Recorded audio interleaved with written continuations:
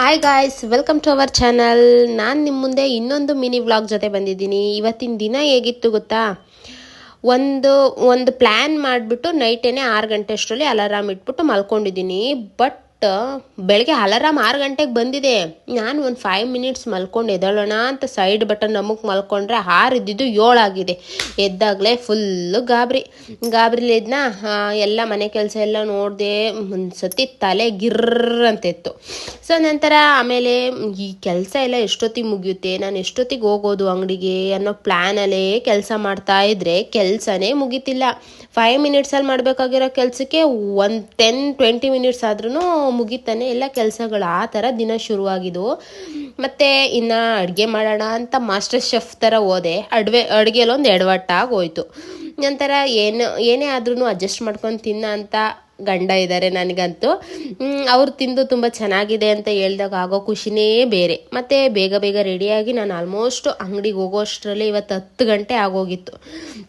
ನಂತರ 10 ಗಂಟೆ ಅಷ್ಟರೊಳಗಡೆ ಮನೆಯೆಲ್ಲ ಕ್ಲೀನ್ ಮಾಡಿಕೊಂಡು ಅಡುಗೆ ಮತ್ತು ಮಧ್ಯಾಹ್ನ ಬೆಳಗ್ಗೆ ತಿಂಡಿ ಸಂಜೆಗೆ ಸಾಂಬಾರು ಎಲ್ಲನೂ ಸಹ ಮಾಡಿ ಇಟ್ಟಾದ ನಂತರ ಅಂಗಡಿ ಕಡೆ ಹೋದೆ. ಅಂಗಡಿಗೆ ಹೋದರೆ ಒಂದು ಕೆಲಸ ಮಾಡೋಕ್ಕೆ 5 ಮಿನಿಟ್ಸಲ್ಲಿ ಆಗೋ ಕೆಲಸ ಅರ್ಧ ಗಂಟೆ 1 ಗಂಟೆ ಆದರೂ ದಿನನೇ ಸಾಕ್ತಿಲ್ಲ. ಆ ಥರ ಖರಾಬ್ ಮೂಡಲ್ಲಿ ಎದ್ಬಿಟ್ಟಿದ್ದೀನಿ. ಸೊ ಇನ್ನೇನು ಮಾಡೋದು, ಅದರಲ್ಲಿ ತುಂತುರು ಮಳೆ, ಇದ್ರ ಫೀಲಿಂಗೇ ಬೇರೆ. ಆಮೇಲೆ ನಂತರ ಇದೆಲ್ಲ ಮುಗಿಸ್ಕೊಂಡು ಒಂದು ವಸ್ತು, ನನಗೆ ಕೆಲ್ಸಕ್ಕೆ ಬೇಕಾಗಿರೋ ಅಂಥ ಒಂದು ವಸ್ತು ಹುಡುಕಿ ಸಾಕಾಗೋಯ್ತು. ಬಟ್ ನನಗೆ ಆ ವಸ್ತುನೇ ಸಿಗ್ತಿಲ್ಲ. ಆಮೇಲೆ ಒಂದು ಅರ್ಧ ಗಂಟೆ ಆದಮೇಲೆ ನೋಡ್ತೀನಿ ನನ್ನ ಕಣ್ಣು ಮುಂದೆನೇ ಇದೆ. ಏನು ಮಾಡೋದು, ಈ ಥರ ದಿನ ಶುರು ಆಯ್ತಲ್ಲ ಅಂತ ಅನ್ಕೊಬಿಟ್ಟು ಒಂಥರ ಬೇಜಾರಾಗ್ತಾಯಿತ್ತು. At the end of the day ಹೆಂಗನ್ಸುತ್ತೆ ಅಂದರೆ ಎಲ್ಲ ಈ ಆಗಿರೋ ಗೊಂದಲಗಳೆಲ್ಲನೂ ಮರ್ತೋಗ್ಬಿಡ್ತೀವಿ. ಏನೇನೆಲ್ಲ ಆಯಿತು ಅಲ್ವಾ ನಮ್ಮ ದಿನದಲ್ಲಿ ಇವತ್ತು ಅನ್ನೋದನ್ನ ನಾನು ಯೋಚನೆ ಮಾಡ್ತಾ ನೆನಪಿಸ್ಕೊತಾ ಕೂತಿರ್ತೀನಿ. ಅರುಣನ ಜೊತೆ ಎಲ್ಲದನ್ನು ಶೇರ್ ಮಾಡ್ಕೋತೀನಿ. ನಂತರ ಆಲ್ಮೋಸ್ಟ್ 9:35 ಅಥವಾ 40 ಆಗಿತ್ತು. ಕಸ್ಟಮರ್ ಇನ್ನೂ ಬರ್ತಾನೇ ಇದ್ರು. ಎಲ್ಲ ಕ್ಲೀನ್ ಮಾಡಿಬಿಟ್ಟು ಮುಗಿಸ್ಬಿಟ್ಟು ನಾವು ಮನೆ ಕಡೆ ಹೊರಟಿ ಬರೋ ಅಷ್ಟರಲ್ಲಿ 10 ಗಂಟೆ ಆಗಿತ್ತು. ಬಂದು ಆಲ್ಮೋಸ್ಟ್ ಸಾಂಬಾರು ಇತ್ತು, ಅದೇ ಸಾಂಬಾರನ್ನೇ ತಿನ್ಸೋಣ ಅನ್ನೋ ಪ್ಲ್ಯಾನಲ್ಲೇ ಇದ್ದೆ. ನೆನ್ನೆ ಸಾಂಬಾರನ್ನೇ ಬಂದರೆ ಮತ್ತೆ ಅದೇ ಸಾಂಬಾರ ಅಂತ ಅಲ್ಲಿ ಒಂದು ಬಿಡು ಹೋದ್ರೋಗ್ಲಿ ಎತ್ಲಕ್ಕೆ ತಿನ್ನೋಣ ಅಂತ ತಿಂದು ಇವತ್ತಿನ ದಿನಾನ ನಾವು ಈ ಥರ ಗೊಂದಲದಲ್ಲೇ ನಾನು ಫುಲ್ಲು ಕಳೆದ್ಬಿಟ್ಟಿದ್ದೀನಿ. ಮತ್ತು ನನ್ನ ಹಸ್ಬೆಂಡ್ ಜೊತೆ ರಿವ್ಯೂ ಕೇಳ್ತಿದ್ದೆ, ನನ್ನ ವ್ಲಾಗ್ ಯಾವ ಥರ ಬರುತ್ತೆ, ನಿನಗಿಷ್ಟನಾ ಆ ಥರ.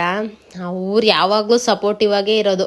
ಫಸ್ಟಿಂದನೇ ವ್ಲಾಗ್ ಮಾಡು ಅಂತ ಹೇಳೋರು. ನಾನು ವ್ಲಾಗ್ ಮಾಡೋಕ್ಕೆ ನನಗೆ ಕ್ಯಾಮ್ರಾ ಫೇಸಿಂಗ್ ಮಾಡೋದಂದರೆ ನನಗೆ ಒಂದು ಸ್ವಲ್ಪ ಭಯ.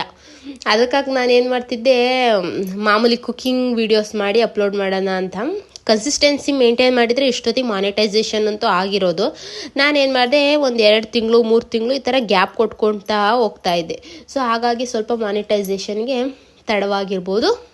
ಲಾಸ್ಟಾಗಿ ಬಂದರು ಮಾತ್ರ ಲಾಸ್ಟಾಗಂತೂ ಉಳ್ಕೊಳ್ಳಲ್ಲ, ಟಾಪಲ್ಲಿ ಬಂದೇ ಬರ್ತೀವಿ ಅಂತ ಹೋಪ್ ಇಟ್ಕೊಂಡ್ಬಿಟ್ಟು ವ್ಲಾಗಿಂಗ್ನ ಮಾಡ್ತಾಯಿದ್ದೀನಿ. ಇದೇ ಥರ ನನ್ನದು ಮಿನಿ ವ್ಲಾಗ್ಗಳು ನಿಮಗೇನಾದರೂ ಇಷ್ಟ ಆಗಿದ್ದರೆ, ನೀವೇನಾದರೂ ಫುಲ್ ವ್ಲಾಗ್ ನನ್ನ ಚಾನಲಲ್ಲಿ ನೀವು ನೋಡಿದರೆ ಇಷ್ಟ ಆಗಿದ್ದರೆ ಸಬ್ಸ್ಕ್ರೈಬ್ ಮಾಡ್ಕೊಳ್ಳಿ. ಆ್ಯಂಡ್ ನಿಮ್ಮ ಫ್ರೆಂಡ್ಸ್ ಆ್ಯಂಡ್ ಫ್ಯಾಮಿಲಿ ಜೊತೆ ಇಷ್ಟ ಇದ್ದರೆ ನೀವು ಶೇರ್ ಮಾಡ್ಕೋಬೋದು. ಇದೇ ಥರ ಹೆಚ್ಚೆಚ್ಚು ವಿಡಿಯೋಗಳನ್ನ ನಾನು ಆಲ್ರೆಡಿ ಕುಕ್ಕಿಂಗ್ ವಿಡಿಯೋಸ್ ಮತ್ತು ಟಿಫನ್ದು ಸಾಂಬಾರ್ ರಸಮ್ ಎಲ್ಲ ಥರ ವಿಡಿಯೋಗಳನ್ನೂ ನಾನು ಕುಕ್ಕಿಂಗ್ ವೀಡಿಯೋಸ್ನ ಅಪ್ಲೋಡ್ ಮಾಡಿದ್ದೀನಿ. ವ್ಲಾಗಿಂಗ್ ಅಂತ ಶುರು ಮಾಡಿರೋದು ಇದೇ ಫಸ್ಟ್ ಟೈಮ್, ಇದೇ 3ನೇ ಮಿನಿ ವ್ಲಾಗ್. ಗಾಯ್ಸ್, ನಿಮಗೇನಾದರೂ ಇಷ್ಟ ಆಗಿದ್ದರೆ ನನ್ನ ಚಾನಲ್ನ ಸಬ್ಸ್ಕ್ರೈಬ್ ಮಾಡ್ಕೊಳ್ಳಿ. ಆ್ಯಂಡ್ ಎಲ್ಲರಿಗೂ ನಿಮ್ಗೆ ಇಷ್ಟ ಇದ್ದರೆ ಶೇರ್ ಮಾಡಿ, ಲೈಕ್ ಮಾಡಿ. ಮತ್ತು ನನ್ನ ಹತ್ರ ಏನಾದರೂ ಮಿಸ್ಟೇಕ್ ಇದ್ದರೆ ನೀವು ನನಗೆ ಕಮೆಂಟ್ ಮಾಡಿ ತಿಳಿಸ್ಕೊಡಿ.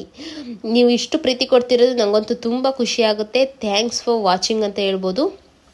ಇದೇ ಥರ ಹೆಚ್ಚೆಚ್ಚು ವಿಡಿಯೋಗಳನ್ನ ಮಾಡೋಕ್ಕೆ ಉತ್ಸಾಹ ಕೊಡಿ. ಇದೇ ಥರ ಹೆಚ್ಚೆಚ್ಚು ವಿಡಿಯೋಗಳ ಜೊತೆ ನಾನು ನಿಮ್ಮ ಮುಂದೆ ಬರ್ತೀನಿ. Thank you all guys.